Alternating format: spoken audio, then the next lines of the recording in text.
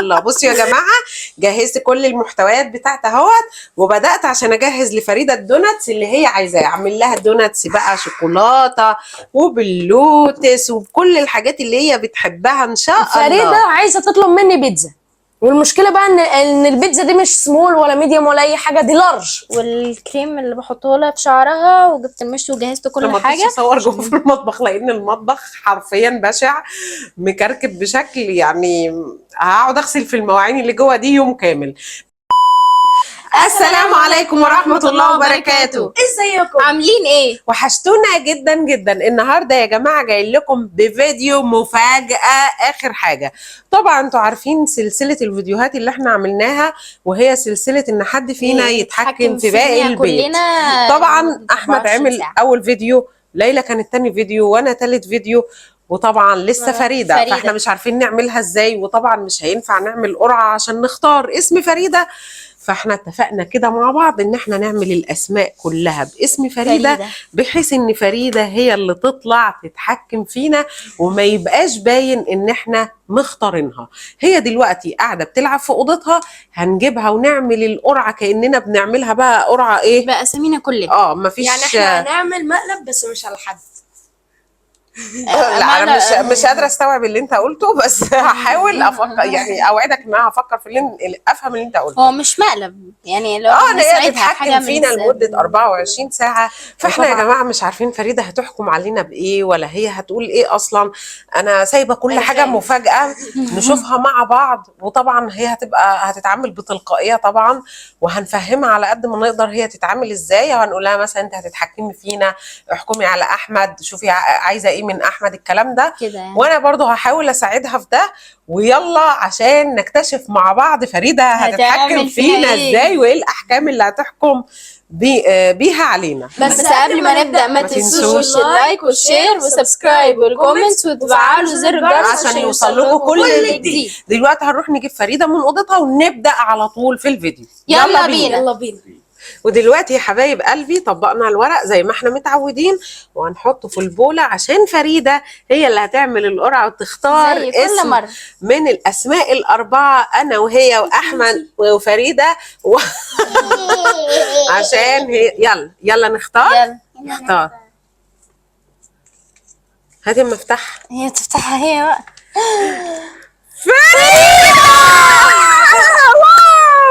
فريدة يا جماعة هي اللي هتتحكم فينا لمدة 24 ساعة. أنا مش عارفة أنا فرحانة كده ليه، بس يلا بقى عشان إيه فريدة تقعد على كرسي الملكة ونبتدي التحكم. يلا بينا. ربنا يستر.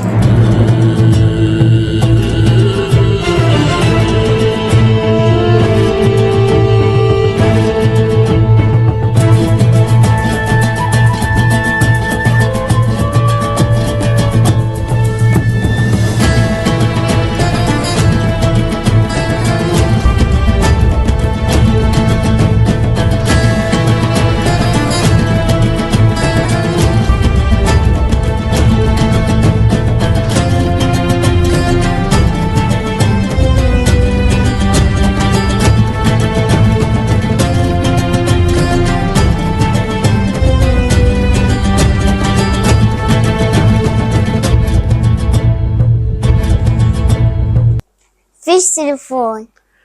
اول حاجه مفيش تليفون على طول كده. انت بدأت الاحكام على طول كده. طب عايزاني اعمل ايه؟ انا دوناتس. انا اعمل دوناتس؟ بتحكم عليا يا جماعه ان انا اعمل لها دوناتس؟ ده طلب غريب جدا، انا اول مره في حياتي هعمل دوناتس. طيب احمد هات لي بيتزا، اكلم عمو بيتزا. بتقول لاحمد كلم عمو يطلب لها بيتزا؟ ايه ده انت طلعتي ايه مش سهله. كل مره اكلم حد انا اجيب لك سندوتش كريسبي، اقول لك حد هي اجيب لها هي بيتزا. ايه ده يا عسل. طب وعايزه من ليلي ايه؟ سرح مع ليلي حاجه حلوه. تسرح لها تسريحه حلوه. بتقول لي حلو. احمد هيجيب لك البيتزا من فلوسه صح؟ خلاص يا جماعه أنا ايوه هسرح لها كده. تسريحة وحكمت على ليلي تسرح لها تسريحه حلوه لشعرها، وعلى احمد يكلم عمه يعني المطعم بيتزا. يجيب لها بيتزا، على حسابي. وانا هعمل لها دوناتس بيتي. انا ما عادش عندي غير 250 جنيه في الحصاله. خلصهم بقى، خلينا نخلص. يلا بقى يا جماعة عشان نبتدي ننفذ الأحكام اللي ديدا حكمت علينا بيها.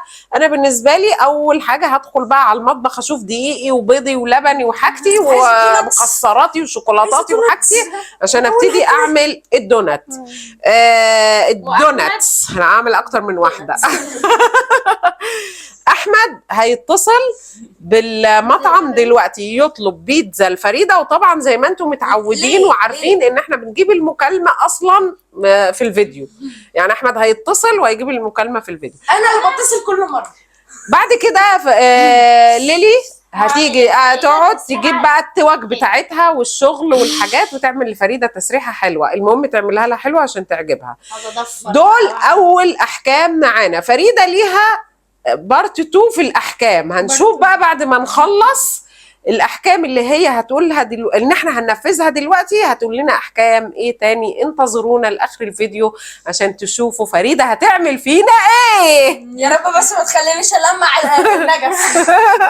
يلا بينا. يلا بينا. ويلا يا جماعه عشان ننفذ اول حكم معانا، واحمد هيتصل بمطعم البيتزا عشان يطلب لفريده بيتزا. انا اللي بتصل كل مره. يلا هجيب لها بقى بيتزا ايه؟ هجيب لها لارج، بيتزا سمول، ميديوم، سمول. هجيب لها بيتزا سمول. هتتصل بالمطعم عشان تقول له هات لي بيتزا سمول. ايوه، ايه المشكله يعني؟ لا هات لها واحده ميديوم او لارج. لا انت عايزه ايه فريده؟ بيتزا ايه؟ بيتزا لارج. لارج. فريده عايزه لارج. لارج لارج. لا، الفلوس اللي في الحصاله بتاعتي مش هتكفي لارج. يا فقير. مالناش دعوه، ده حكم ولازم ده حكم ولازم يتنفذ يا احمد. هنعمل يعني انفذه ازاي؟ استلف. سلفيه يا ليلو وبعد كده زليه. هتكلفك بس بعد كده اقسم بالله لو ما رجعوش بكره فريده انت عايزه ماشي. بيتزا سمول ولا لارج؟ لارج. هي مصره على لارج. نعمل لارج. ايه؟ هنعمل ايه بقى؟ ماشي، هتصل من غير خضار. ماشي. هات لها البيتزا من غير خضار. من غير خضار، تمام. اهو افتح السبيكر. السبيكر اهو. قرب بقى التليفون عشان ايه؟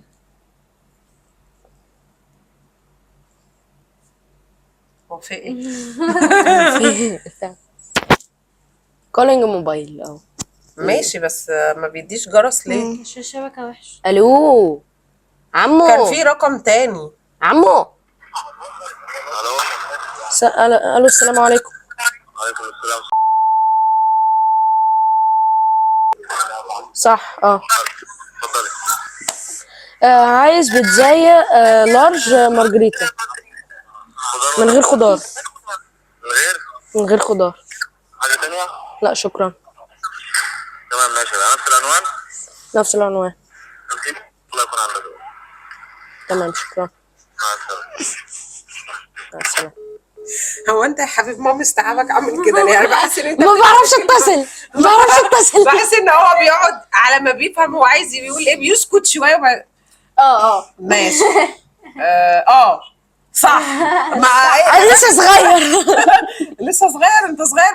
يا جماعه النهارده احمد واحنا بنفطر بيقول لي ايه؟ هو انا سني ايه يا مامي؟ سني ايه؟ قلت له سنك ايه يعني؟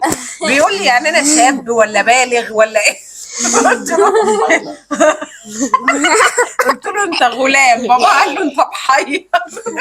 سن محير يا غلام. فانا مقضيها بقى طول اليوم يا غلام يا غلام. المهم يا غلام انت كده ايه؟ نفذت اول حكم. ليلي هتسلفك بقيه الفلوس لو طلعت اكتر من الفلوس اللي معاك.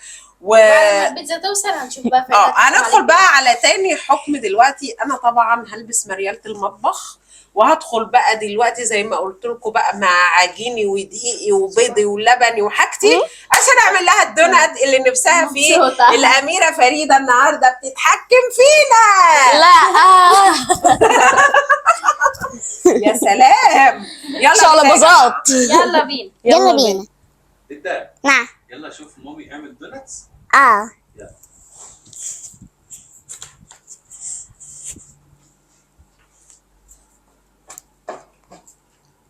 شوف مامي تعمل دوناتس.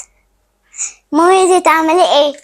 بعمل لك يا روح مامي الدوناتس اللي انت طلبتيه، اعمل لك احلى دوناتس النهارده ان شاء الله. بصوا يا جماعه، جهزت كل المحتويات بتاعتها اهوت، وبدات عشان اجهز لفريده الدوناتس اللي هي عايزاه. اعمل لها دوناتس بقى شوكولاته وباللوتس وبكل الحاجات اللي هي بتحبها ان شاء الله. استنوا بقى معانا يا جماعه عشان تقيموا كمان الدوناتس اللي انا هعملها وايه، وتقولوا له رايكم فيها وعجبتكم ولا لا. يلا بقى يا ديدا روحي نفذي الحكم على ليلي، وروحي خليها بقى تسرح لك التسريحه اللي انت عايزاها. ماشي؟ ماشي. يلا يا جماعه، على ما اخلص كده تكونوا انتوا خلصتوا الحكم بتاع ليلي. عايزة تسريحة حلوة. حاضر، تعالي يلا ننفذ الحكم بتاعك. يلا اقعدي هنا. ايوه، وبسم الله نبدأ الشغل يا جماعة. هبدأ افك مجهزة الحاجة، جبت لها توك كمان والكريم اللي بحطه لها في شعرها، وجبت المشط وجهزت كل حاجة عشان نبدأ الحكم على طول. دلوقتي بقى هفكر هعمل ايه في شعرها. اعمل لها قطتين ضفيرتين يعني، ولا قطتين حلوين من غير ضفاير، ولا اعمل لك ايه؟ اعملي لي تسريحة حلوة. ايوه يعني لو قلتين. عايزة ايه؟ اتنين؟ اتنين؟ عايزة اتنين؟ اعمل لك اتنين هنا. نعمل لها دلوقتي اتنين هنخلص التسريحة ونرجع لكم تاني. يلا. هو يا جماعه في حد فيكم يعرف ان الدوناتس دي بتتعمل ازاي؟ انا بصراحه اول مره اعملها في البيت ومش عارفه هي بتتعمل ازاي. انا جبت طريقه كده من على النت وربنا يستر وتطلع حلوه. هي بقالها كام يوم عماله تطلب مني الدوناتس، واستغلت الفرصه هي زي ما انتم شايفين. اول ما اتحكمت فينا قالت لي ان انا اعملها لها. هي كل ما تطلبها مني انا طنش بصراحه، فهي اختارت الوقت المناسب ان انا اعمل لها ايه الدوناتس. هي طبعا العجينه لازم تبقى متماسكه، عن كده هحط دقيق تاني عشان تبقى ماسكه معايا كده عشان اعرف اشكلها يعني. ربنا يستر بقى ويطلع حلو ان شاء الله. ايه الاخبار؟ ليلي بتنفذ الحكم اللي عليها. ان شاء الله تعمل لها تسريحه حلوه تعجبها كده. يا جماعه انا حرفيا لما حد مثلا يعني في الفيديوهات اللي احنا بنتحكم فيها كده، لازم يطلب مني ان انا اطلب له حاجه من بره. يعني ليلي طلبت مني سندوتش، مامي حاجه تانية خالص اصلا. خلتني اقول لحد نكته.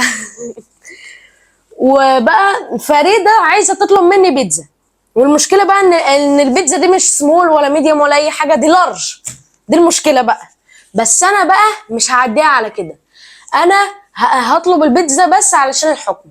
بس انا مش هسيبها كده، انا ممكن اكل اكتر من نص البيتزا دي وانتوا هتشوفوا. دلوقتي يا جماعة زي ما انتوا شايفين انا خلاص كده قسمت لها شعرها، ولسه بقى هضفرها لها، اعمل لها الضفيرتين. ايه رايك يا زيدة؟ حلوة. حلوة؟ اه. يعني اعمل لها بقى الضفيرتين، احط لها توك كده نفس لون التوك اللي بتبقى فوق عشان يبقى شكلهم حلو. وظبطت لها بقى الحتت دي كده، وحطيت لها كريم وظبطت كل حاجه يعني.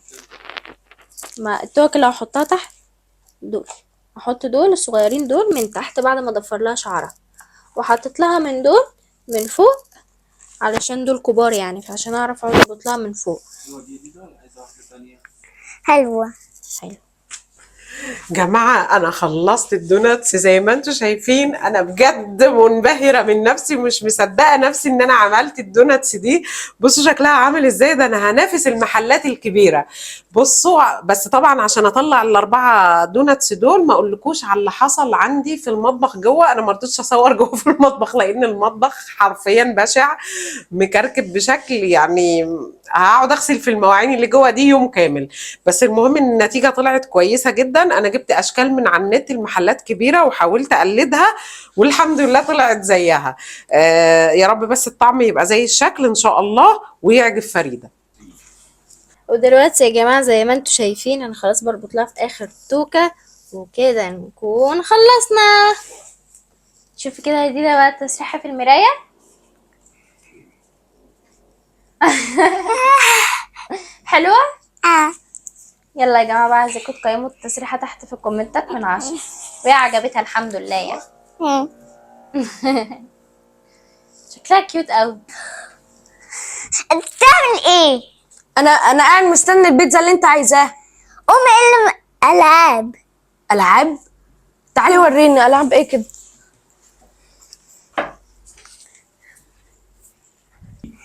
هو اللي ألعاب اهو. انا الم الالعاب دي كلها يا فريده. اه ماشي.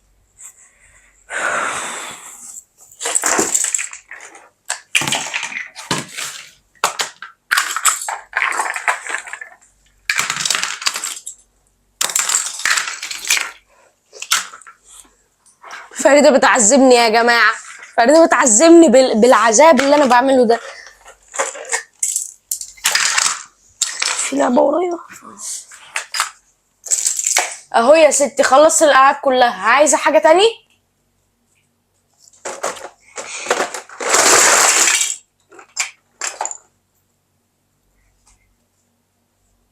ليه ألعاب؟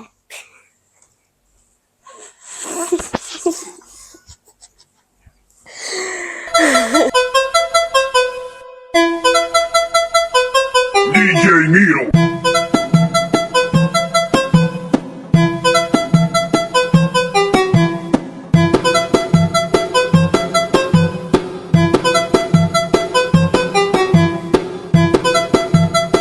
شكرا. البيتزا جت اهي يا جماعه لارج وكله تمام، وبستلمها بلبس التمرين علشان ميعاد التمرين بتاعي قرب. يلا يا ديدا، البيتزا اللي انت طلبتيها هي وحجم لارج، والدوناتس اللي انت طلبتيه. عايزه حاجه تانية يا ستي؟ عايزه ايه؟ عايزة عصير. طب يا ليلي ادخلي هاتي لها عصير من جوه. لا امال عايزه ايه؟ عايزة سوبر ماركت. من السوبر ماركت. بصوا يا جماعه عايزه عصير من السوبر ماركت. طب يلا يا ليلي بقى عشان تنزلي تجيبي العصير. يا جماعه كده يا ماما العصير في الثلاجه وخلاص. لا ما ينفعش يا ليلي، ده حكم ولازم يتنفذ. معلش يلا اتفضلي. ليلي يا جماعه تنزل دلوقتي السوبر ماركت عشان تجيب لها العصير من هناك، مع ان احنا عندنا في الثلاجه. دي احكام، ما ينفعش نقول لها لا. باي باي. وزي ما انتم شايفين يا جماعه، حكمت عليها ان هي تنزل عشان تجيب لها عصير من السوبر ماركت. وليلي هي رايحه السوبر ماركت زي ما انتم شايفين، ومع ان سبحان الله عندنا عصير جوه في الثلاجه، وبس هي مصره ان هي تنزل تجيب لها من السوبر ماركت ونازله في عز الحر يا عيني وحرانه. باي. هنستناها بقى يا جماعه وهي راجعه. دلوقتي يا حلوين ليلي جابت العصير وجت زي ما انتم شايفين اهو، بتوريه لكم ميكس بالشوكولاته. هتطلع بقى دلوقتي يلا عشان فريده ايه تعرف تاكل.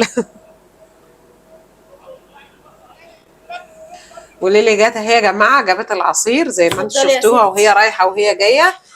جابت لها العصير اهوت. الجو فعلا حر قوي النهارده. المهم تكوني مبسوطه. عايزه حاجه تانية؟ عايزه حاجه تانية؟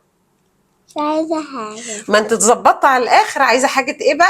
احمد كمان قاعد يهولك اهوت. يا جماعه هيموت. وليلي بتجيب العصير اصلا، عايزه اقول لكم عمال يقول لي يا ماما انا عايز حته، وفريده مش راضيه تديله اصلا. انت هتاكلي دي كلها لوحدك؟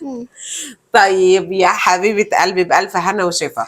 وزي ما انتم شفتوا يا جماعه، قضينا اليوم النهارده وفريده بتتحكم فينا لدرجه ان انت اتاخرت عن التمرين اصلا. انت اتاخرت على التمرين. بس يلا مش مشكله، هنخلص دلوقتي وهينزل التمرين بتاعه على طول. وبكده نكون خلصنا فيديو النهارده ان فريده اتحكمت فينا لمده 24 ساعه، وزي ما انتم شايفين متدلعه على الاخر وطلباتها كلها اوامر. وبصوا بتعمل ازاي. ده ايه بتغيظنا دي ولا ايه؟ طب ما افتح لك اظبط لك الشاليمو. يا رب الفيديو يكون عجبكم، واللي عايز مننا اي فيديوهات غريبه اي فكره احنا طبعا تحت في الكومنت. انا عايزه اقول لكم ان السلسله بتاعت الفيديوهات بتاعت حد يتحكم في التاني دي احنا واخدينها منكم ونفذنا ولحد طلباتكم. دلوقتي مش لاقيين لها اسم. اللي عنده بقى فكره غريبه زيها كده، حاجه حلوه كده، يكتبها لي في الكومنتات وانا ان شاء الله هنفذها باذن الله تعالى. مامي يا رب يكون الفيديو عجبكم. قبل ما نقفل ما تنسوش لايك وشير وسبسكرايب والكومنت وتفعلوا زر الجرس عشان يوصلكوا كل جديد. هتوحشونا جدا جدا وبنحبكم. وباي.